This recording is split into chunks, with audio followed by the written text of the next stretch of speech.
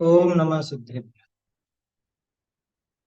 मंगलमय मंगल करण वीतराग विज्ञान नमो ताहि जाते भये अरहंतादि महा करि मंगल करि हो महाग्रंथ करण को काज जाते मिले समाज सब पावे निज पद मिथ्या भाव अभाव तें जो प्रगटे निज भाव सो जयवंत रहो सदा यही मोक्ष उपाय। मोक्ष मार्ग प्रकाशक में दूसरा अधिकार अपना चल रहा है। और कल अपन चर्चा कर रहे थे नवीन बंध विचार पर। नवीन बंध विचार में अभी तक टोडरमल जी ने अपने को ये बताया कि जगत में जितने भी पदार्थ हैं, चाहे वो अन्य बाहरी वस्तुएं हो, चाहे वो कर्म हो, कोई भी बंध के कारण नहीं है। ज्ञानावरणी से लगाकर मतलब घातिया में मोहनी को छोड़ दो और बाकी अघातिया में भी कोई भी बंध का कारण नहीं। यहाँ तक कि मोहनी कर्म भी बंध का कारण नहीं है ना। मोहनी कर्म जो बंधा हुआ है वो दूसरे बंध का कारण नहीं। उसके उदय में जब जीव जुड़ान करता है और स्वयं अपने विकारी भाव रूप परिणमन करता है, सीधे शब्दों में कहें तो मोहनी कर्म के उदय में हुए मोह राग द्वेष भाव, मोह राग द्वेष रूप भाव करता है, तब जाके वो नवीन बंध वहां पर उसको हुआ। नवीन बंध होने का, नया बंध होने का एकमात्र कारण मोह। मोह ही इस जीव को नवीन बंध कराता है। अन्य और कुछ भी, चाहे शरीर हो, कुटुंब आदि हो, ये कोई बंधन के कारण नहीं। कल बहुत बढ़िया बात आई थी, पर द्रव्य बंध का कारण नहीं होता। देखो, स्वद्रव्य भी बंध का कारण नहीं और पर द्रव्य भी बंध का कारण नहीं, तो फिर बंध का कारण कौन? कि पर द्रव्य के निमित्त से अपने को जो विकारी भाव हुए, जो भी मोह राग द्वेष रूप विकारी भाव हुए, वो ही मात्र बंध का कारण है। अन्य द्रव्य वो बंध का कारण है ना। अपना जो स्वभाव है, स्वभाव भी बंध का कारण नहीं। जो विभाव है मात्र वही बंध का कारण समझ। तो नवीन बंध के संबंध में ये बात हुई थी। अब बंध चार तरह का होता है, ये सब जानते हैं अपन। प्रकृति बंध, प्रदेश बंध, स्थिति बंध और अनुभाग बंध। इनका क्या सिस्टम है, कैसे क्या होता है, वो अब अपने को यहाँ पर देखना है ना। इसको ढूंढारी से देखते हैं अपन।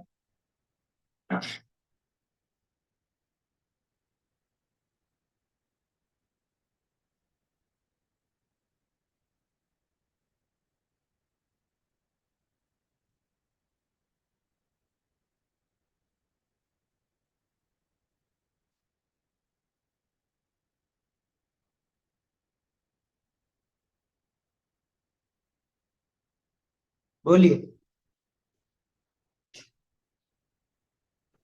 जय जिनेन्द्र पंडित जी। पंडित जी, क्या हाँ। जरूरी है कि जब मोहनीय कर्म का उदय हो तो, और मिथ्या हम्म। जीव हैं हम लोग ना, तो हमारा मतलब परिणाम खराब होंगे ही होंगे। अधिकांश ऐसा ही दिखता है क्या? तो अधिकांश इस तरह का नजर आता है। इधर मोहिनी कर्म का उदय होता है और इधर इसके भाव खराब होता है। अच्छा। ज्यादातर ऐसा नजर आता है, लेकिन नियम नहीं है कि भाव बिगड़े ही सही। अच्छा, मतलब अगर हम जल्दी अलर्ट हो जाए, पता तो लग रहा होता है, पता तो लग जाता है कि हाँ परिणाम खराब हो रहे हैं, हाँ, तो वो फिर धीरे धीरे करके ऐसा ऐसा होगा कि कम होते जाएं। उसे करना तो है ही ना अपने लिए। देखो उसमें स्वयं अगर तत्व विचार करे, अपनी विचारधारा पलटे, तो वो सुधार कर सकता है। हाँ? और अगर ये स्वयं अपनी विचारधारा नहीं पलटे और वो उसमें जुड़ान करता रहे, क्या मतलब जो उदय आ रहा है उस उदय में ही जुड़ान करता रहे, तो ये निश्चित रूप से बंध का कारण इसको बनेगा। अच्छा, मतलब अब होगा तो हम जल्दी अलर्ट हो जाएं तो फिर आगे फिर जो जितना बंद गया तो फिर आएगा। हाँ, इसमें यही है कि जैसे अपन ने जो बांधा है उसका उदय आता है, और उसके उदय में अगर हम वापस विकार करते हैं तो फिर वापस से हम दुखी होते हैं। ये सिस्टम ऐसे चलता रहता है। अच्छा, तो मतलब हम जल्दी अलर्ट हो जाएं उसको। हाँ, तत्व विचार ही एकमात्र उपाय है अलर्ट होने का, और कुछ भी उपाय नहीं है उसके अलावा। ये कौन सा पेज आया?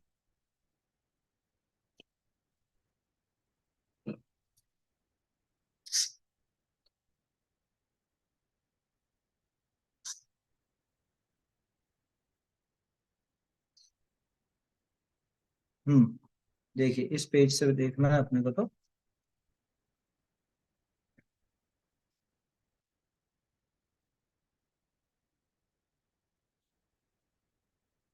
ये सर्व बंधन के कारण नहीं है ना। नीचे से छठी पंक्ति देखिए, जाते हैं, छठी पंक्ति के आखिर में जाते हैं। नहीं, ये तो परद्रव्य का आ गया, ये नहीं है। तथा इतना जानना है ना, बहुरी इतना जान, नीचे से पांचवी पंक्ति देखिए, बहुरी इतना जानना, जो नाम कर्म के उदयते हैं शरीर व वचन व मन निपजे है, तिनकी चेष्टा के निमित्त हैं आत्मा के प्रदेशनिका चंचलपना हो है, ता करी आत्मा के पुद्गल वर्गणास्यों एक बंधान होने की शक्ति हो है। ता का नाम योग है। ता के निमित्त हैं समय समय प्रति कर्म रूप होने योग्य अनंत परमाणुनिका ग्रहण हो है। तहा अल्प जोग होई तो थोरे परमाणुनिका ग्रहण होई, बहुत योग होई तो घने परमाणुनिका ग्रहण हुई। बहुरी एक समय विषय जे पुद्गल परमाणु कहे, तीन विषय ज्ञानावरणादि मूल प्रकृति व तिनकी उत्तर प्रकृति निका, जैसे सिद्धांत विषय कया है तैसे बंटवारा हो है। तिस बंटवारा तिस बंटवारा माँ, एक सेकंड, तिस बंटवारा माफिक परमाणु ने परमाणु तीन तीन प्रकृति नि रूप आप ही परिणमे। विशेष इतना योग दो प्रकार है, शुभोपयोग अशुभोपयोग। तहा धर्म के अंगनी विषय मन वचन काय की प्रवृत्ति भय तो शुभोपयोग हो है, और अधर्म अंगनी विषय धर्म तिनकी प्रवृत्ति भय अशुभ योग हो है। सो शुभ योग हो व अशुभ योग हो, सम्यक पाए बिना घातिया कर्मणि का तो सर्व प्रकृति का निरंतर बंध हुआ ही करे है। ये शुभ उपयोग और अशुभ उपयोग की जगह शुभ योग और अशुभ उपयोग आएगा। हाँ, शुभ योग अशुभ योग ही तो है यहाँ। नहीं, उसमें शुभ उपयोग और अशुभ उपयोग पढ़ा ना। नहीं, शुभ योग अशुभ योग ही तो बोला। शुरू में देखो फिर से, योग विशेष दो इतना प्रकार योग का। दो प्रकार है। हाँ, ये प काट दिया था बाद में, प काट दिया था। शुभोपयोग अशुभोपयोग नहीं है, शुभ योग और अशुभ योग। ठीक है, और किसने काटा? वो उन्होंने ही काट दिया पहले, लेकिन वो इस ढंग से काटा जो थोड़ा सा दिख रहा था। ठीक है, तो तहाँ धर्म के अंगनी विषय मन वचन काय की प्रवृत्ति भय तो शुभ योग हो है, और अधर्म अंगनी विषय इनकी प्रवृत्ति भय अशुभ योग हो है। सो शुभ योग हो व अशुभ योग हो, सम्यक पाए बिना घातिया कर्मणि का तो सर्व प्रकृति का निरंतर बंध हुआ ही करे है। कोई समय करी, एक सेकंड, कोई समय करे, प्रकृति में, हाँ, प्रकृति में ये देखिए ऊपर दिया है हाशिए में, कोई समय करी प्रकृति का बंध हुआ बिना रहता नहीं, इतना विशेष है। मोहनी की हास्य शोक युगल विषय, रति अरति युगल विषय, तीनों वेदन विषय एक काली एक ही प्रकृति का बंध हो है। बहुरी अघात यानी कि प्रकृति नि विषय शुभ योग होते हैं, साता वेदनी आदि पुण्य प्रकृति का बंध हो है। अशुभ योग होते हैं असाता वेदनी आदि पाप प्रकृति का बंध हो है। मिश्र योग होते हैं केई पुण्य प्रकृतिनिका केई पाप प्रकृतिनिका बंध हो गए। ऐसा योग के निमित्त ते कर्म का आगमन हो है, ताते योग है सो आश्रव है। बहुरी या करी ग्रहे कर्म परमाणुनि का नाम प्रदेश है, तिनका बंध भया और तिन विषय मूल उत्तर प्रकृति का विभाग भया, ताते योगनि करी प्रदेश बंध व प्रकृति बंध का होना जानना। ठीक है, पहले यहां तक देख लेते हैं, फिर इसके आगे की चर्चा करें। देखिए क्या कह रहे हैं, बहुरी इतना जानना, जो नाम कर्म के उदयते शरीर व वचन व मन निपजे। भाई मन वचन काय किससे मिले? मन वचन काय तीनों के तीनों नाम कर्म के उदय में। शरीर तो स्पष्ट रूप से नाम कर्म का ही से, और भाषा और मन ये भी नाम कर्म के उदय से ही मिलते हैं। आठों कर्मों में मन वचन काय को देने वाला नाम कर्म ही है। देने वाला मन है, उसके निमित्त से मिलते हैं। तिनकी चेष्टा के निमित्त तय। अब देखना, योग की ऐसी सरल परिभाषा यहाँ पे टोडरमल जी ने कर दी, नहीं तो उलझते रहते हैं योग क्या चीज है, हाँ? योग किसका नाम? तो मन वचन काय का नाम योग है। यहाँ कह रहे हैं कि उनके निमित्त से, एक सेकंड, तिनकी चेष्टा के निमित्त तय आत्मा के प्रदेशनी का चंचलपना। जैसे मान लो ये हाथ हिलाई, हाथ के हिलने से आत्मा के प्रदेश भी ऐसे हिले, या वचन बोले गए तो यहाँ पे आत्म प्रदेश भी हिले, या मन के जो विकल्प होते हैं, मन बहुत चंचल होता है ना, मन बहुत कंपायमान भी होता है, वो मनोवर्ण से बना हुआ है ना, अत्यंत चंचल होता है। और जब वो उसका चंचल बना होता है तो उस समय आत्म प्रदेशों का भी बहुत कंपन होता है। तो मन का योग हो, वचन का योग हो, या काय का योग हो, इन तीनों की चेष्टा के निमित्त। अब इन तीनों की चेष्टा क्या है?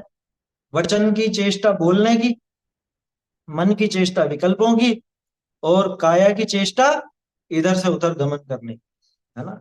ये हाथ हिलाया, इधर उधर हिले डुले, कुछ भी हुआ तो वो काया की चेष्टा कहलाती। तो मन वचन काया, इन तीनों की चेष्टा के निमित्त से आत्मा के प्रदेश में चंचलपना होता। ये तीनों की चेष्टा हुई और इधर आत्म प्रदेश भी चंचल होंगे। ता करी आत्मा के पुद्गल वर्गणास्यों एक बंधान होने की शक्ति हो। ध्यान रखना, अभी तक योग की परिभाषा नहीं आई, है ना। अभी तक क्या कहा था? एक तो मन वचन काय, मन वचन काय की चेष्टा हुई, उस चेष्टा के निमित्त से आत्म प्रदेशों में भी हलन चलन हुआ। ठीक है, किसी एक की भी हो भले। हाँ, एक की, किसी एक की हो, तीनों की जरूरी नहीं है। मन वचन काय में किसी एक की भी हो तो भी चलेगा, क्योंकि बहुत से जीव हैं जिनके मन नहीं है, और एकेंद्रिय के तो वचन भी नहीं है। ठीक है ना, तो एक भी हो भले। तो क्या कहा कि वहां चंचलपना हुआ, है ना, आत्म प्रदेशों के भी। तो उससे क्या हुआ? आत्मा के पुद्गल वर्गणा से एक बंधान होने की शक्ति होती। ये एक अलग ही सिस्टम है। इसका दूसरा उदाहरण भी क्या दिया जाए, मतलब यहाँ आत्मा आत्म प्रदेश कंपित होते हैं और इधर उनसे एक क्षेत्र होगा होने की शक्ति पैदा हो गई, या इसके कंपित होने से वो शक्ति पैदा हो गई कि इसकी तरफ आ गए वो कार्बन वर्ग में। समझ में ही बात?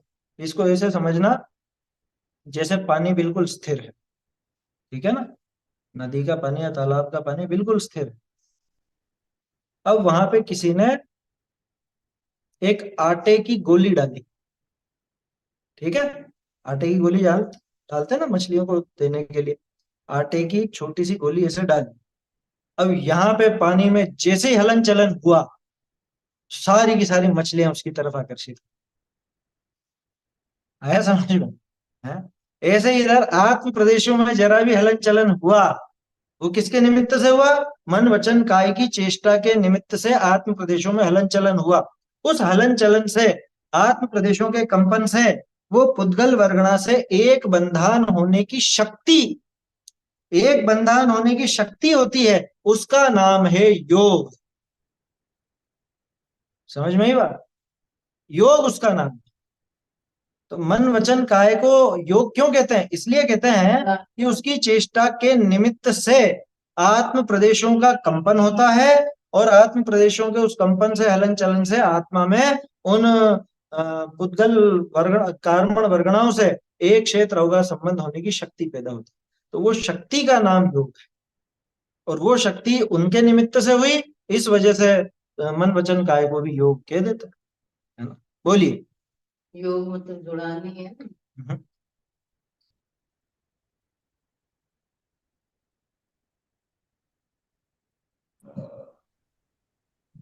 सर यहाँ पे एक प्रश्न ये बनता है, जैसे कि हम अक्सर बोलते हैं मन वचन का है, यहाँ पर शरीर वचन मन ऐसे लिखा है, क्रम कोई में फर्क उल्टा नहीं पड़ता उससे। शरीर वचन मन कायदे से क्रम सही है, मन वचन का है उल्टा क्रम है। क्यों उल्टा कह रहा हूं भाई? मन वचन काय, मन की बात की तो संगी पंचेंद्री जीव के होगा, है ना? वचन दो इंद्रिय वालों तक के होगा, उससे नीचे नहीं होगा, और काय तो सभी के होते। और इधर शरीर वचन मन लिया, उससे कोई फर्क नहीं पड़ता, इधर यहां से चले एक इंद्रिय की तरफ से, है ना? उसमें कोई ऐसी दिक्कत वाली बात नहीं, मन वचन काय बोलो या शरीर वचन मन बोलो, कोई फर्क नहीं पड़ता। अलग अलग दृष्टिकोण है, एक इस तरफ से देखा जा रहा है, एक इस तरफ से देखा जा रहा है, एकेंद्रिय से पंचेंद्रिय तक, पंचेंद्रिय से एकेंद्रिय तक, उसमें कोई दिक्कत नहीं। ठीक है ना? देखिए, और टोडरमल जी का ये जो क्रम है ना, क्या लिखा? शरीर वचन या मन, कायदे से ये क्रम ज्यादा उचित है। क्यों? क्योंकि सबसे पहले तो शरीर ही रहेगा, एकेंद्रीय जीव है, कोई भी जीव है, संसारी जीव कोई भी शरीर से रहित नहीं, है ना? संसारी जीव कोई भी शरीर से रहित नहीं है, इसलिए शरीर तो सबके ही है। शरीर की चेष्टा सबसे पहले, किसी के एक्स्ट्रा और जुड़ गई, दो इंद्रिय होते ही वचन भी आ गया, है? और असंगी पंचेंद्रिय तक वचन तो है ही सही, और किसी के जो संगी पंचेंद्रिय हैं उनके मन भी आ गया। तो ऐसे शरीर वचन मन, ये क्रम भी ज्यादा ठीक है। पूरा एक। और ये वचन ही क्यों दिया 4 इंद्रियों में से, 5 इंद्रियों में से, और दूसरी को अरे ये सामर्थ्य, मन वचन काय की सामर्थ्य, और दूसरे में ऐसी बात नहीं। वचनों से ये योग का संबंध है, इंद्रियों से भी, जैसे चक्षु इंद्रियों से नहीं लिया है। इंद्रिया मत देखो, यहाँ पे काय लिया है तो काय में क्या स्पर्शन लिया है? भाई मन वचन काय की बात, आप यूं कह रहे हो कि इंद्रियों में यही क्यों लिया? हाँ? तो एक अकेले उसी की बात आई है, और किसका नाम है? इंद्रिय तो रसना है, वचन थोड़ी ना इंद्रिय। समझ में ही बात? वचन कोई इंद्रिय नहीं, इंद्रिय तो रसना है, और रसना इंद्रिय जो है वो उसका काम जीवान से होता जैसे शरीर तो एक इंद्रिय जीव के शरीर रहता है, है। एक इंद्रिय नहीं, सबके रहता है, यूं कहा है। और वो वचन मिला तो 2 इंद्रिय से हाँ, तो दो इंद्रिय जीव की बात की अपन ने, दूसरी इंद्रिय का नाम वचन थोड़ी ना। दूसरी इंद्रिय कौन सी? रसना इंद्रिय है, हाँ। रसना है, वचन नहीं है। और रसना इंद्रिय का काम वो वचनों का काम नहीं है वास्तव में। हालांकि ये बात है कि रसना इंद्रिय का जो साधन है जीवान ना, वो दो इंद्रिय जीव को मिलती। हाँ, तो योग तो उनको भी है ना, वो रसना इंद्रिय के तो उससे ही यही तो कह रहे हैं, उससे है। तो ऐसे ही आँख से रिच से नहीं होगा क्या? मतलब आँख से नहीं होगा, वो सब आ गया काय में। आया समझ में? इंद्रिय का नाम ही कहाँ लिया है? इंद्रिय की तरफ से बात ही नहीं है वो। किया हो तो नाम तो बस तो फिर ऐसे भी तो उनसे भी तो बलिदान होता तो ही और है कोई ना। वर्गीकरण ही नहीं ना इस तरह का। तो घ्राण का और चक्षु का और कर्ण का अलग अलग करोगे क्या? कैसे करोगे? स्पर्शन का अलग करोगे क्या? शरीर में सब आ गया ना। शरीर में सारे शामिल है। आंख से मैंने इशारा किया, आंख से मैंने नमन किया, जो भी किया हो इसको ऐसे समझो, मस्तक। इसको इंद्रियों की तरफ से मत समझो, इसको मिलने वाली वर्गणाओं की तरफ से समझो। आहार रखने वाला समझ में ही बात? भाई शरीर है वो आहार वर्गणा से बना हुआ है, भाषा जो ये वचन जो है ये भाषा वर्गणा से बने हुए हैं, और जो मन है वो मनोवर्गणा से बना हुआ है। भाई इंद्रिय कोई सी भी लोगे तो वो सब आहार वर्गणा की बनी हुई, तो शरीर में शामिल हो जाते हैं अपने आप। तीन बार। हाँ, इसलिए उसको इस तरह से नहीं देखना इंद्रियों की तरफ से, बल्कि मन वचन काय की तरफ से देखना चाहिए। देखो क्या कह रहे हैं, नाम कर्म के उदय से ये तीनों मिले, इनके चेष्टा के निमित्त से आत्मा के प्रदेशों में चंचल बना हुआ और उसके द्वारा आत्मा के पुद्गल वर्गणा से एक बंधन होने की शक्ति हुई, उसका नाम है योग। ठीक है, उसे योग कहा जाता है। ताके निमित्त थे, अब उसके निमित्त से क्या हुआ? जो योग तो समझ में आ गया ना, योग माने वो शक्ति, योग वो शक्ति है जिसकी वजह से आत्मा में उन पुद्गल कर्मों के साथ एक बंधन रूप होने की शक्ति पैदा हुई, मतलब एक बंधन रूप हो सके, ऐसी शक्ति का नाम योग। ताके निमित्त थे, उस योग के निमित्त से समय समय प्रति कर्म रूप होने योग्य अनंत परमाणुनिका ग्रहण, समय समय प्रति, प्रत्येक समय उस योग के निमित्त से प्रति समय कर्म रूप होने योग्य अनंत परमाणु, कितने अनंत परमाणु आते हैं एक साथ, प्रति समय अनंत परमाणुओं का ग्रहण होता है। ठीक है, तहा अल्प योग होई तो थोड़े परमाणु का ग्रहण हुई, बहुत योग होई तो घने परमाणु का ग्रहण हुई। अब मुझे ये बताओ, अल्प योग वाला ज्यादा पापी या बहुत योग वाला ज्यादा पापी? ऐसा नहीं है, इसका पापी होने से कोई लेना देना नहीं है। वो जो वाला खुलने का है, वो बंद हो तो वो अरहंत भगवान जिनके कोई पाप शेष नहीं है, उनके सबसे ज्यादा योग होता है। योगों का कंपन, मतलब वो आत्म प्रदेशों का कंपन, योग उनके बहुत ज्यादा होता है, बंधन बिल्कुल नहीं होता। देखो, योग सिर्फ उस शक्ति का नाम है जिसकी वजह से कर्म परमाणु आते हैं, कार्बन वर्गणाएं आती है। ठीक है ना, उससे जीव का भला या बुरा कुछ भी नहीं, वो तो कर्माकर्षण शक्ति का नाम योग है, ऐसी भी परिभाषा है। कर्म आकर्षण शक्ति यानी जिसकी वजह से कर्म खींचे चले आए, ऐसी शक्ति। देखो, तो उस योग के निमित्त से समय समय प्रति कर्म रूप होने योग्य अनंत परमाणुओं का ग्रहण होता है। तहा अल्प योग हुई तो थोड़े परमाणु का ग्रहण हुई, बहुत योग हुई तो घने परमाणु का ग्रहण हुई। ये तो सीधी सी बात है ना, ज्यादा योग तो ज्यादा परमाणु आएंगे, कम योग तो कम परमाणु आएंगे। बहुरी, अब देखना आने पर क्या होता है, पूरा सिस्टम बता रहा है टोडर मंडी। बहुरी, एक समय विषय जे पुद्गल परमाणु ग्रहे, जितने पुद्गल परमाणुओं का ग्रहण हुआ था, तीन विषय ज्ञानावर्णादि मूल प्रकृति घातिनी की वा तिनकी उत्तर प्रकृति ने कहा जैसे सिद्धांत विषय कहा है तैसे बंटवारा हो। गजब हो गया, कितना सिस्टमेटिक काम है। पहले वो अनंत पुद्गल परमाणु आए, ठीक है ना, आकर के सीधे नहीं बंद आए हैं, अब उनका बंटवारा हो। कैसा बंटवारा होगा कि इतनी प्रकृतियां तो लगेगी ज्ञानावर्णी में, इतनी प्रकृतियां दर्शनावर्णी रूप परिणमेगी, इतनी प्रकृतियां वेदनी रूप परिणमेगी, इतनी प्रकृतियां इनमें से साता वेदनी और इतनी प्रकृतियां असता वेदनी रूप परिणमेगी। अपना सोते अपना, तो ये तो अपने आप ही होता है, तो वस्तु व्यवस्था है, केवल ज्ञान गम्य बात है। वो सीधा उदाहरण दिया टोडर मंडी। हाँ, हाँ, बस हो गया ना उसमें क्या? आया समझ, आगे आएगा वो उदाहरण, तो अभी नहीं आएगा, लेकिन वो स्पष्ट है, लेकिन कोई उसमें ऐसी विशेष बात नहीं, करना नहीं पड़ता। भोजन का उदाहरण देंगे टोडर मिल जाएगा। जैसे भोजन करते हो आप, तो भोजन करने के बाद अब पेट में गया ना, सब एक साथ गया, पेट में चला गया। अब उसमें से कौन सी चीज मांस रूप परिणमेगी, कौन सी चीज हड्डी रूप परिणमेगी, कौन सी चीज खून रूप परिणमेगी, और कौन से का मल बन जाएगा, ये सारी व्यवस्था कोई सोच के करता है, ये तो अपने आप हो जाता है सिस्टमेटिक पूरा का पूरा। भोजन में कोई ज्ञान है क्या? ना तो भोजन में ज्ञान है, ना अपन कुछ कर रहे हैं उसमें, है ना। और उनमें से कौन सी चीज से हम कितना प्रोटीन ग्रहण करेंगे, कितना विटामिन ग्रहण करेंगे, कितना है फैट्स वगैरह और कार्बोहाइड्रेट वगैरह जो भी है, वो सब किससे कितना कितना ग्रहण होगा, ये कुछ सोच करके किया जाता है क्या?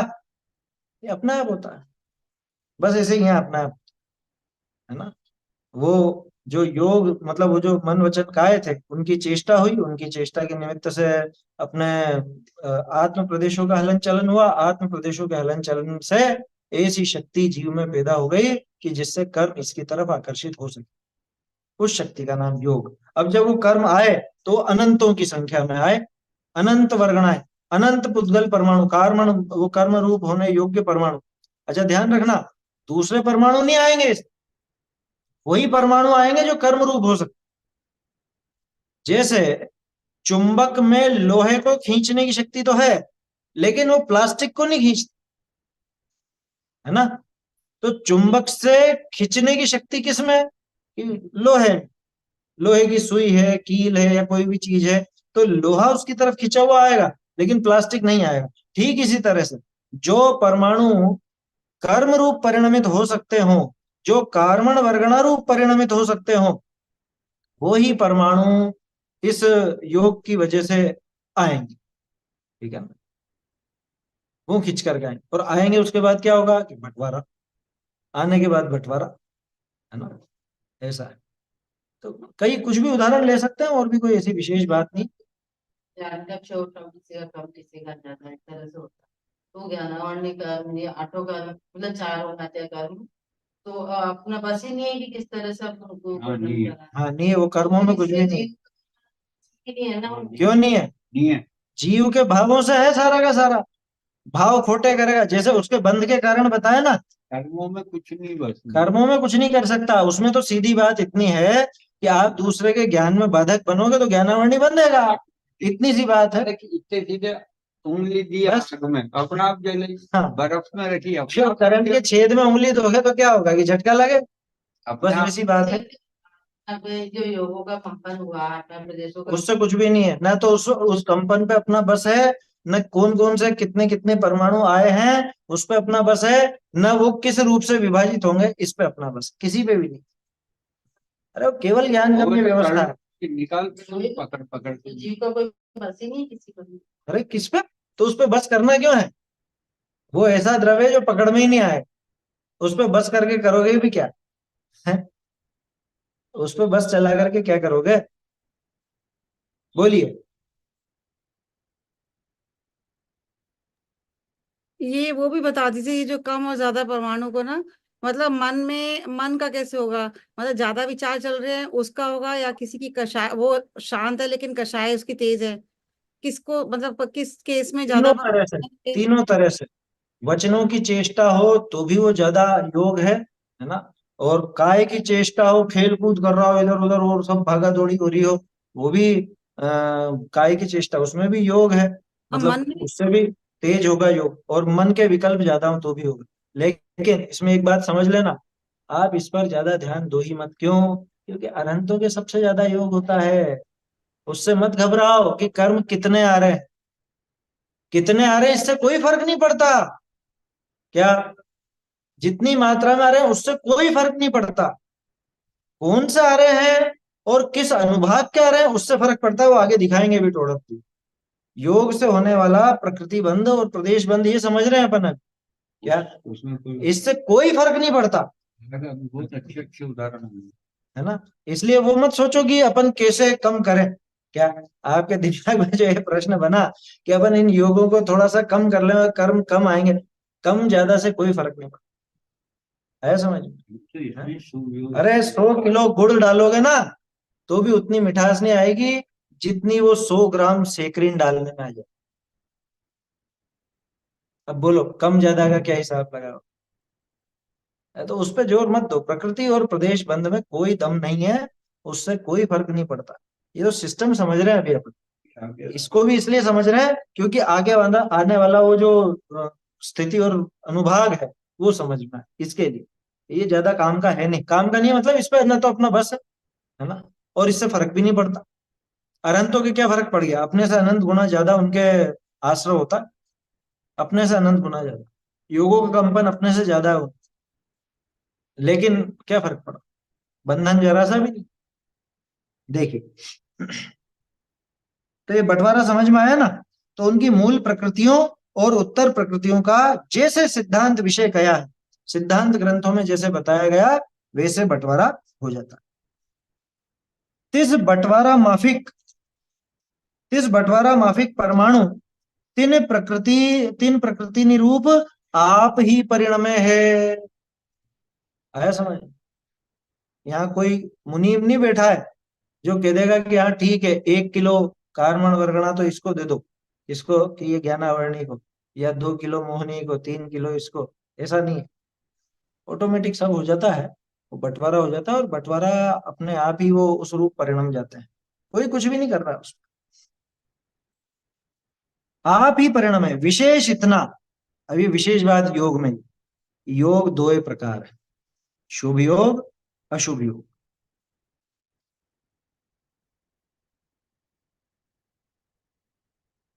धर्म के क्या, नीचे लिखे कि 109 पृष्ठ जो है ना प्रारंभिक, वो आचार्य पंडित टोडरमल जी के स्वयं के हाथ के लिखे हुए नहीं मिलते, हाँ या वे प्रतिलिपिकार के द्वारा लिखे प्राप्त आता है। उनके भूलवश 3 स्थलों पर योग की जगह वो उपयोग उपयोग लिख दिया हुआ, वो इसीलिए उसमें थोड़ा सा फेरा हुआ था। जबकि यहीं पर अन्यत्र योग ही आया, तो योग से योग कर दिया। तो देखो, विशेष इतना है कि योग दो प्रकार है, शुभ योग, अशुभ अशुभ योग। तहा धर्म के अंगनी विषय मन वचन काय की प्रवृत्ति भय तो शुभ योग हो है, और अधर्म अंगनी विषय तिनकी प्रवृत्ति भय अशुभ योग। ठीक है, ये स्पष्ट। धर्म के अंगों में प्रवृत्ति होगी, किसकी किसकी, मन की हो, वचन की हो, या काय की, वो शुभ योग कहलाता है। ठीक है ना, मन वचन काय किसी भी, आप धर्म रूप वचन बोलोगे तो ये शुभ योग है। ध्यान रखना, यहां से इसके साथ शुभोपयोग हो ये नहीं कहा, क्या, ये वचन की अच्छी प्रवृत्ति की, अच्छे वचन निकल रहे हैं, है ना, जिनवाणी के वचन निकल रहे हैं, ये शुभ योग तो है, पर शुभोपयोग इसके साथ हो ये जरूरी नहीं। पूजन अधिक की क्रिया ना, बाहर में तो क्रिया दिख रही है, शुभ योग तो आप कह सकते हो, पर वहां शुभोपयोग हो इसकी गारंटी नहीं, क्योंकि मन वचन काय की, क्या लिखा, धर्म के अंगनी विषय मन वचन काय की प्रवृत्ति भय, मंदिर की तरफ जा रहे हो, मंदिर जा रहे हो, जिन जिन मंदिर, तो वो शुभ योग। थिएटर की तरफ जा रहे हो, हाँ, थिएटर की तरफ जा रहे हो, अशुभ योग। वहां पे मंदिर में हाथ जोड़ रहे हो, भगवान को ढूक दे रहे हो, परिक्रमा लगा रहे हो, पूजन कर रहे हो, भक्ति कर रहे हो, जो भी है वो सब शुभ योग। और दुनिया भर के जो भी काम है वो सब अशुभ योग। अधर्म अंगनी विषय तिनकी प्रवृत्ति भय अशुभ योग। सो शुभ योग हो व अशुभ योग हो, सम्यक तो पाए बिना घातिया कर्मनि की तो सर्व प्रकृति का निरंतर बंध हुआ ही करे है। ये क्या हुआ, शुभ योग के समय भी घातिया की सारी प्रकृतियां, सारी लिखी घातिया की। पहले तो ये समझ लो घातिया की कितनी प्रकृतियां, भाई मूल देखो, तो मूल में 4 कर्म घातिया है और 4 अघात, ठीक है, और 148 प्रकृतियां जब अपन देखते हैं, तो 148 प्रकृतियों में से 101 प्रकृतियां अघातिया की है और 47 प्रकृतियां घातिया की। ठीक है ना, एक बार थोड़ा सा अपन दोहरा लेते हैं। ज्ञानावरणी के कितने भेद, ज्ञानावरणी के कितने भेद होता है, 5 भेद है, समझ गए, ज्ञानावरणी के 5 भेद। दर्शनावरणी के कितने भेद, 9 भेद, है ना, दर्शनावरणी 9 प्रकार।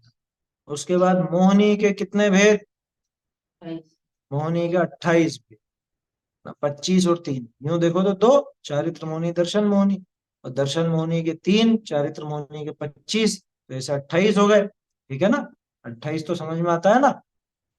उसके बाद में फिर अंतराय, अंतराय के कितने भेद, कि अंतराय के 5 भेद। ठीक है ना, तो 5 ज्ञानावरणी और 5 अंतराय, 10, 28 उसके 28 और 10 38, है ना, और 9 भेद दर्शनावरणी के, तो ये हो गए 47, 47। तो 47 भेद इस तरह से घातिया कर्मों के हो जाते। ठीक है ना, और अघातिया के 101, है ना, 101 में से 93 तो नाम कर्म के, 93। ठीक है, उसके बाद आयु के 4, ठीक है, 97 हो गए। और उसके बाद 2 हो गए आपके उच्च, 2 तो हो गए गोत्र के, उच्च गोत्र नीच गोत्र, और 2 हो गए वेद, 7 और 7। ऐसे 101 प्रकृतियां तो अघातिया की हैं और 47 प्रकृतियां घातिया, ठीक है ना। अब भले उनकी संख्या ज्यादा हो, लेकिन वो किसी काम की नहीं। और ये 47 ही। अब खास चीज क्या बताइए टोडर मल कि भैया शुभ योग हो या अशुभ योग हो, लेकिन अगर मिथ्यात्व सहित है, सम्यक तो सहित नहीं है, तो घातिया की तो सारी प्रकृतियां इसको निरंतर बनेगी। ये पाप रूप तो निरंतर बन रही है, पाप तो लगातार लग रहा है। पूजा करते समय भी वो जीव पाप बांध रहा है। कैसे? हाँ, एक घातिया सारी पाप रूप है और घातिया का निरंतर बंद हो रहा है। समझ में ही बात। लेकिन उसको ज्यादा जोर यूं नहीं देना, नहीं तो कोई सोचे कि ओ ये भी पाप है और ये भी पाप है। तुम पाप बांध रहे हो, साथ में पुण्य हाँ। बांध रहे हो। और ये मिथ्या दृष्टि की बात है, लेकिन हाँ, मिथ्या दृष्टि की ये शर्त लगे। सम्यक तो सन्मुख हो तो भी, सम्यक तो सन्मुख मिथ्या दृष्टि हो तो भी उसमें थोड़ा सा अपवाद भी है ना। वो बता रहे हैं कि कुछ प्रकृतियां ऐसी जोड़े वाली चलती है ना, तो उनमें से कोई एक है ना, वो यहाँ पे दिखा रहे हैं। तो आजादी भी। नहीं, इसमें भी, इसके अंदर भी बात आएगी। देखो कहाँ चला गया। हमें प्राप्त किए बिना सो शुभ योग हो व अशुभ योग हो, सम्यक को पाए बिना घातिया कर्मणि का तो सर्व प्रकृति का निरंतर बंध हुआ ही। ठीक है ना। कोई समय करी प्रकृति, एक सेकंड, कोई कोई समय करी प्रकृति का बंध हुआ बिना रहता नहीं। ये नहीं होगा यार, कुछ और होगा। नहीं रहता, बंद हुए बिना नहीं एक समय भी प्रकृति का बंद हुए बिना नहीं रहता, है ना। घात या कर्म की प्रकृतियों का एक समय भी बंद हुए बिना नहीं रहता। इतना विशेष है कि मोहिनी की हास्य शोक युगल विषय, रति अरति युगल विषय, तीनों वेदन विषय, एक का एक एक काल एक एक ही प्रकृति का बंध। ये एक उसमें एक्सेप्शन है यार। हास्य और शोक दोनों एक साथ नहीं बनते, उनमें से कोई एक ही बन, ठीक है ना। उसके अलावा रति और अरति इन दोनों में से भी एक ही रहेगी। इसके अलावा ये लिखा ना, 3 वेद हैं, उन वेदों में भी एक काल में एक ही प्रकृति का बंध होता है। ध्यान रखना, ये बंध की बात कर रहे हैं, उदय की बात नहीं कर रहे। उदय की बात में कुछ और बातें भी आएंगी, जैसे कषाय के बारे में अपन देखेंगे, वो आगे आएगा प्रकरण, है ना। ये अभी बंध की बात है। बंध जब भी होगा तो हास्य का होगा तो शोक का नहीं होगा, शोक का होगा तो हास्य का नहीं। दोनों विपरीत चीजें हैं ना। दोनों का अर्थ तो समझ में आता है ना। शोक माने तो किसी का वियोग जन्य दुख है, और हास्य में वैसा दुख होता नहीं है। हास्य में तो हंसी है, ठीक है। ऐसे ही रति उस राग का नाम है, अरति द्वेष का नाम। तो भय गुस्सा तो बंद होगा। भय जुगुप्सा में ऐसी विपरीतता थोड़ी ना। भय और जुगुप्सा तो साथ साथ बंध सकती है। हास्य और भय भी साथ साथ बंध सकता है, उसमें दिक्कत नहीं। हास्य शोक में से एक, रति अरति में से एक, और तीनों वेद में से एक। 3 में से 2 एक साथ नहीं बंध सकते, ध्यान रखना। कोई सोचे किसी को स्त्री वेद और पुरुष वेद भी एक साथ बंध जाए, बंधने की बात कर रहे हैं, उदय की बात नहीं कर रहे हैं कि नहीं बंधेगी, बंधेगी भी नहीं वो एक साथ, ठीक है ना। तीनों में से कोई एक। तो ये विशेष बात थी, इसको अलग से लिखा हूं। बहुरी, बहुरी अघातियानी की प्रकृति ने विषय। अब जो अघातियां हैं उनमें से शुभ योग होते हैं, साता वेदनी आदि पुण्य प्रकृति का बंध हो है। अशुभ योग होते हैं असाता वेदनी आदि पाप प्रकृति का बंध हो है, ठीक है ना। ये वर्गीकरण चल रहा है, बंटवारा कैसे होगा कि शुभ योग के समय तो ऐसा ऐसा हो जाएगा, अशुभ योग के समय ऐसा ऐसा होगा, है ना। घातिया की बात अपन ने कर ली। घातिया तो सारी की सारी एक साथ बंधती है, बस ये जो 2-3 एक्सेप्शन बताए इनको छोड़ देना। और अघातिया की बात करें तो अशुभ योग के समय साता वेदनी आदि। अब आदि में कैसे लगाएंगे, जैसे उच्च गोत्र नीच गोत्र में से उच्च गोत्र हो जाए, है ना। ऐसे ही आयु की बात करें तो 3 आयु में से कोई सी भी हो सकती है, नरक को छोड़ के।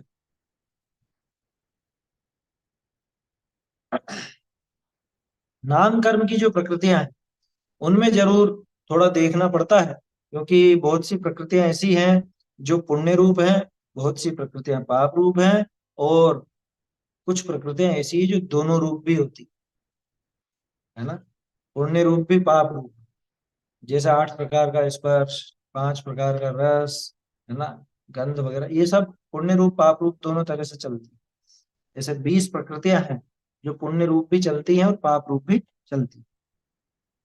खैर, है ना, अपने को अभी उससे मतलब नहीं है, यहाँ तो इतनी सी बात है कि जब शुभ योग होता है तब साता वेदनी आदि पुण्य प्रकृतियों का बंध होता है, और अशुभ योग होता है तो असाता वेदनी आदि पाप प्रकृतियों का बंध होता है।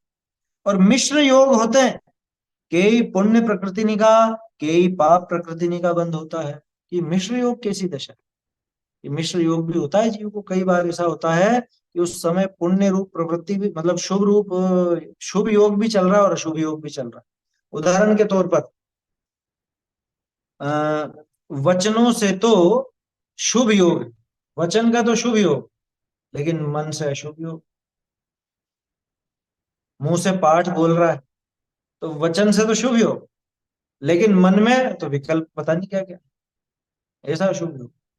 ऊपर से पूजा कर रहा है ना, द्रव्य इधर से इधर कर रहा है और भगवान के आगे भक्ति में सिर भी झुका रहा है, हाथ भी जोड़ रहा है, तो ये शुभ रूप का योग। लेकिन मन में अच्छा आज ऐसा करना है, वैसा करना, उससे मिलना है, आज ये काम निपटाना है, मेहमान आएंगे उनके लिए ये व्यवस्था करनी है, ये सब क्या हुआ?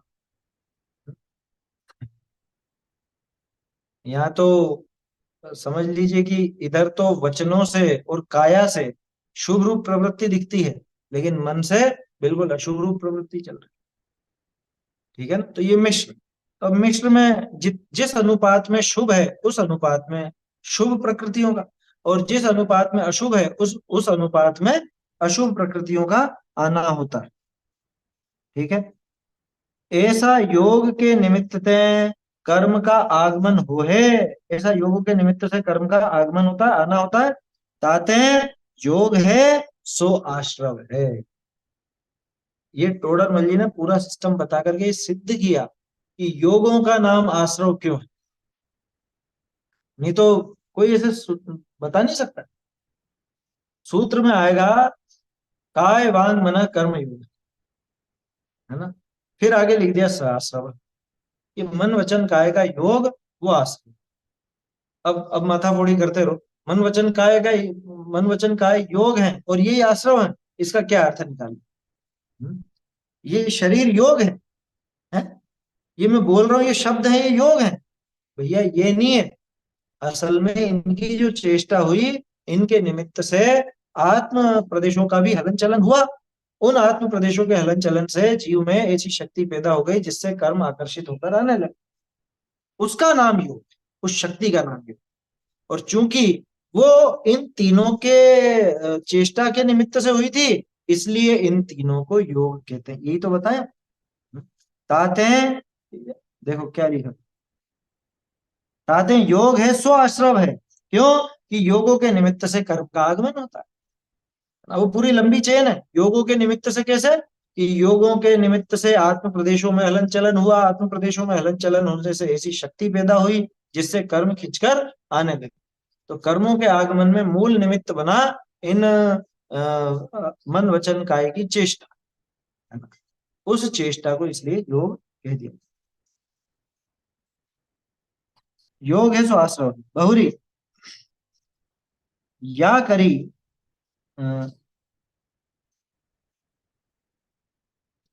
कुछ छूट गया क्या? इसके द्वारा ब्रह्म करते करते बहुरी या करी आया कर्म परमाणु का नाम प्रदेश। प्रदेश बंद किसको कहते हैं? कि जो कर्म परमाणु आए ना, जिस मात्रा में आए उसका नाम है प्रदेश। बहुत से लोग यूं समझते हैं कि आत्मा के अलग अलग प्रदेशों में आकर के वो कर्म बन गए, उसका नाम प्रदेश बन, वो नहीं है। अरे मात्रा, क्वांटिटी, कर्म कितनी मात्रा में आए हैं वो प्रदेश के, इतनी सी बात। ठीक है ना, कितने प्रदेश है में मत उलझो। अरे कर्म परमाणु कितने आए बस, उसका नाम प्रदेश है। कर्म परमाणुओं का नाम प्रदेश है। टोडरमल जी कितना सीधा बता रहे। तिनका बंधन, तिनका बंध भया और तिन विषय मूल उत्तर प्रकृति का विभाग भया ताते योगनि करी प्रदेश बंध व प्रकृति बंध का होना जानना। ऐसे टोडरमल जी ने ये सिद्ध किया कि योगों से मूल में गाथा है योगा पैड़ी पदेशा स्थिति अनुभागा कसाय दो होती। उस गाथा को तोड़ मरोड़ के किसी ने बहुत बुरा कर दिया है ना कि मिथ्यात्व से तो कुछ बंद है ही नहीं, क्योंकि योगों से प्रकृति और प्रदेश बंद हो गया और कषाय से स्थिति और अनुभाग बंद हो गया, बस छुट्टी। मिथ्यात्व ने क्या किया, इसलिए मिथ्यात्व किंचित कर, उसका जवाब आगे आएगा, इसलिए अभी अपन ज्यादा बात नहीं करते। इसी लाइन में हाँ पहली लाइन में आएगा, इसके बाद इस पैराग्राफ की अगली लाइन में। तो क्या कहा यहाँ पे, फिर से, या करी आया कर्म परमाणु का नाम प्रदेश है। जो भी कर्म परमाणु आए हैं इसके द्वारा, योगों के द्वारा, उसको कहते हैं प्रदेश, ठीक है ना। और उनका बंध होता है, उनमें मूल प्रकृति और उत्तर प्रकृति का विभाग होता है। देखो कर्मों का आना हुआ, कितने कर्म आए वो प्रदेश रूप, अब उनमें बंटवारा हुआ तो कुछ तो मूल प्रकृति रूप, कुछ फिर उन मूल प्रकृति के बाद भी उत्तर प्रकृति रूप हो गए। मूल प्रकृति उत्तर प्रकृति समझ में आता है। मूल प्रकृतियां हैं 8, जैसे ज्ञानावरणी, दर्शनावरणी, मोहनी, अंतराय, आयु, नाम, गोत्र, वेदनी, ये सब कहलाती है मूल प्रकृति, ठीक है ना। भेद, भेदों को मूल प्रकृति का, और भेदों के जो प्रभेद हैं उनको कहते हैं उत्तर प्रकृति। जैसे ज्ञानावरणी की 5 है ना, तो ज्ञानावरणी मूल प्रकृति हो गई और वो उसकी 5 जो है वो उत्तर प्रकृति, ऐसे, ठीक है। जैसे ये अपना पूरा हाथ, ये बड़ा अंग है, और ये उंगलियां, ये हथेली, कलाई, ये उसके उपांग कहलाते, ऐसे। तो देखो पहले तो कर्म आए ढेर के ढेर, और उसके बाद फिर उसका वर्गीकरण करके और उनमें बंटवारा कर दिया गया, तो उससे बना प्रकृति बंध। आया समझ में, ये हुआ प्रकृति बंध, और वो जो मात्रा, जिस मात्रा में आए थे वो हुआ प्रदेश बंध। ये दोनों है प्रकृति और प्रदेश बंध, और इनका कारण कौन, इनका कारण है योग, ठीक है। मोहनी मूल प्रकृति, दर्शन मोहनी, चारित्र मोहनी भी उत्तर समझ लो, और उनकी भी उत्तर प्रकृति, वो जो 3 और 25 भेद करे, 28 भेद करे, वो उत्तर प्रकृति। दर्शन मोहनी, चारित्र मोहनी को मूल भी कह सकते हो। बोलिए,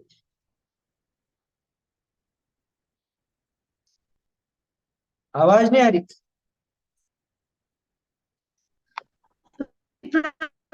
प्रकृति बंध को स्वभाव भी कहते हैं ना, कर्म का स्वभाव। क्या, प्रकृति बंध को स्वभाव भी कहते हैं ना, स्वभाव। प्रकृति बंध को नहीं कहते, प्रकृति को कहते हैं। प्रकृति माने स्वभाव, स्वभाव, हाँ, बंध को नहीं प्रकृति कहते। माने स्वभाव, प्रदेश माने मात्रा। प्रदेश आपने कहा कि कर्म कितने क्वांटिटी से आए उसको प्रदेश बंध कहेंगे। वो प्रदेश बंध। प्रकृति बंध, हाँ, प्रकृति बंध कर्मों का स्वभाव। हाँ, क्या वो जो आए हैं उनमें से कौन सी प्रकृति बनी है, हाँ, उसका स्वभाव। हाँ, ऐसा है, ठीक है ना। देखिए, ता करी तिन कर्म प्रकृति की, एक सेकंड, एक लाइन छूट गई। या करी आया कर्म परमाणु का नाम प्रदेश है, तिनका बंध भया और तिन विषय मूल उत्तर प्रकृति का विभाग भया ताते योगनी करी प्रदेश बंध व प्रकृति बंध का होना जानना। माइक बंद कर लीजिए, आपका माइक चालू है, माइक बंद कर लीजिए, है ना। तो ऐसे योगों के द्वारा प्रकृति बंध या प्रदेश बंध का होना जानना चाहिए, ठीक है। तो ये तो बात हो गई योगों से होने वाला प्रकृति और प्रदेश। अब है मूल बात, ये जो प्रकरण था ना, ये जरूरी नहीं था, जरूरी प्रकरण तो अब है, लेकिन अधूरा रहता तो ज्यादा समझ में नहीं आता, इसलिए टोडरमल जी ने उसको भी बहुत अच्छे से समझाया। आगे देखते हैं, कषाय से स्थिति और अनुभाग बंध। कषाय से स्थिति और अनुभाग बंध कैसे होता है, इसको पढ़ लेते हैं। देखिए रीडिंग तो लगा लेते हैं इसकी, और फिर जितनी हो पाएगी अपन समय के हिसाब से चर्चा देख लें।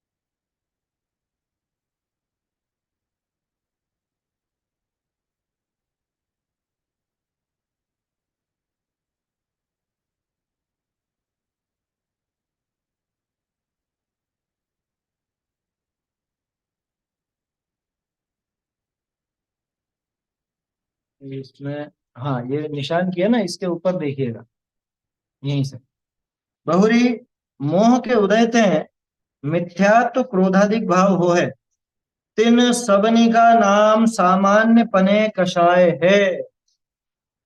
उन सबका नाम सामान्य पने कषाय है ना, इसकी चर्चा तो आगे करेंगे, पहले पढ़ देता हूँ। ता करी तिन कर्म प्रकृति ने की स्थिति बंध है, स्थिति बंध है, सो जितनी स्थिति बंधे तिस विषय आबाधा काल छोड़ी, तहाँ पीछे यावत बंधी स्थिति पूर्ण होई, तावत समय समय तिस प्रकृति का उदय आया ही करे। सो देव मनुष्य तिर्यंच आयु बिना अन्य सर्व घातिया अघातिया निकी प्रकृति निका अल्प कषाय होते हैं, थोड़ा स्थिति बंद हुई, बहुर बहुत कषाय होते हैं, घना स्थिति बंद हुई। तीन तीन आयु निका अल्प कषायते बहुत, और बहुत कषायते अल्प स्थिति बंध जानना। बहुरी तिस कषाय ही करी, तिन कर्म प्रकृतिनी विषय अनुभाग शक्ति का विशेष हो है, सो जैसा अनुभाग बंधे तैसा ही उदय काल विषय तिन प्रकृतिनि का घना व थोड़ा फल निपजे है।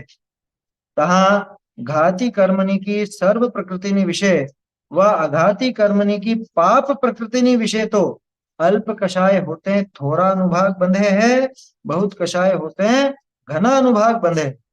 बहुरी पुण्य प्रकृतिनि विषय अल्प कषाय होते हैं, घना अनुभाग बंध है, बहुत कषाय होते हैं, थोड़ा अनुभाग बंधे है। ऐसे कषायनि करी कर्म प्रकृति के स्थिति अनुभाग का विशेष भया, ताते कषायनि करी स्थिति बंध अनुभाग बंध का होना जानना। यहाँ जैसे बहुत भी, जैसे बहुत भी मदिरा है ना, और ता विषय थोड़ा काल पर्यंत थोड़ी उन्मत्तता उपजाने की शक्ति है, तो वह मदिराहीन पना को प्राप्त है। बहुरी जो थोड़ी भी मदिरा है, ता विषय बहुत काल पर्यंत घनी उन्मत्तता उपजाने की शक्ति है, तो वह मदिरा अधिक पना को प्राप्त है।